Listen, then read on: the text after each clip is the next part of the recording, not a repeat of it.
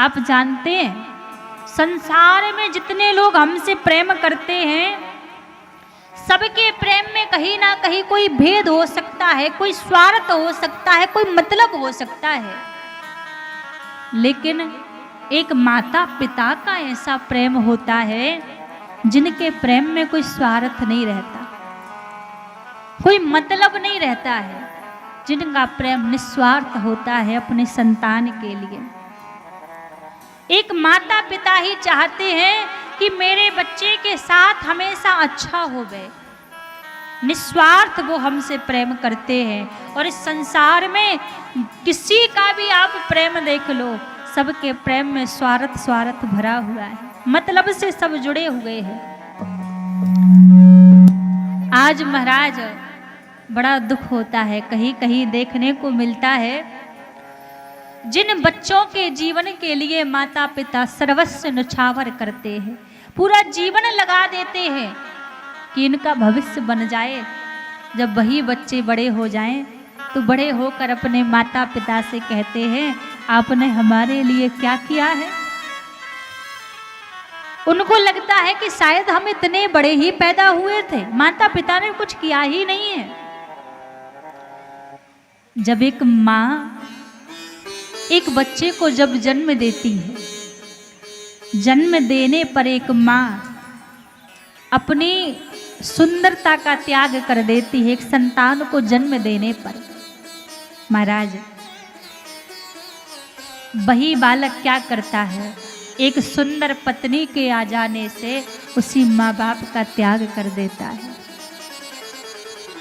जिस माँ ने उंगली पकड़ पकड़ कर चलना सिखाया,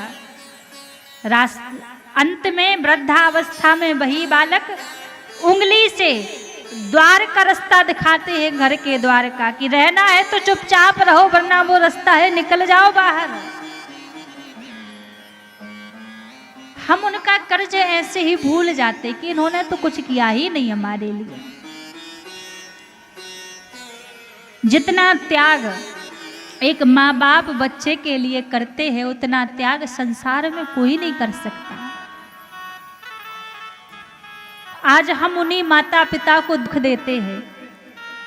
अब एक बात विचार करो, माता पिता यदि बुढ़ापे में मांगते ही क्या है हमसे, कोई ये तो कहते नहीं कि जमीन जायदाद मेरे नाम कर दो, जो जीवन भर जोड़ा है वो आपको ही तो देते हैं। अंत में उनको यही रहता है कि बस सुबह शाम भोजन मिल जाए, दो कपड़े वस्त्र तन पर मिल जाएं, और महाराज ये जो बच्चे घर में हैं ये मीठे वचन बोलते रहे, बस यही चाहते हैं। क्योंकि जो अवस्था बच्चे की बचपन में होती है यही अवस्था माता पिता की बुढ़ापे में होती है। तो माता पिता का कर्ज तो जीवन में कोई नहीं चुका सकता, लेकिन बुढ़ापे में वृद्धावस्था में जो सेवा कर ले तो कहीं ना कहीं उस कर्ज को महाराज हम थोड़ा कम कर सकते हैं। अब लोग कहते हैं यदि बेटा है तो ही बेटा ही सेवा करेगा माता पिता की, अब जिनके पास बेटा नहीं है तो उनकी सेवा कौन करे।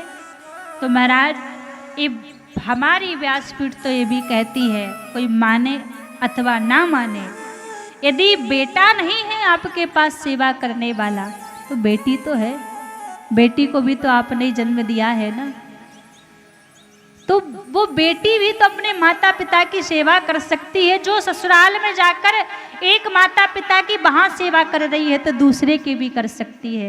ये कोई शास्त्र में ऐसा नियम नहीं लिखा है कि बेटा ही सेवा करेगा। आजकल जिनका करोड़ों की संपत्ति है घर में बेटा नहीं है तो बेटियां भी उनको घरों में माता पिता को नहीं रखती हैं।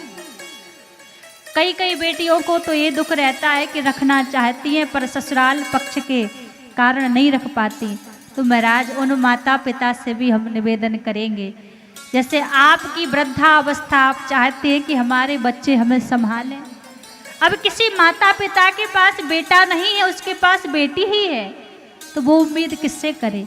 वो भी तो यही उम्मीद करेगा कि हमारी बेटी हमारा साथ दे, हमारी बेटी हमें संभाल कर रखे। तो फिर तो दोनों तरफ उसकी जिम्मेदारी बढ़ गई। तो इस स्थान पर आपका कर्तव्य यही है कि आप वहाँ रोक टोक ना करें कि तू मायके को ज़्यादा देख रही है या हमारा ससुराल का ध्यान नहीं रख रही है।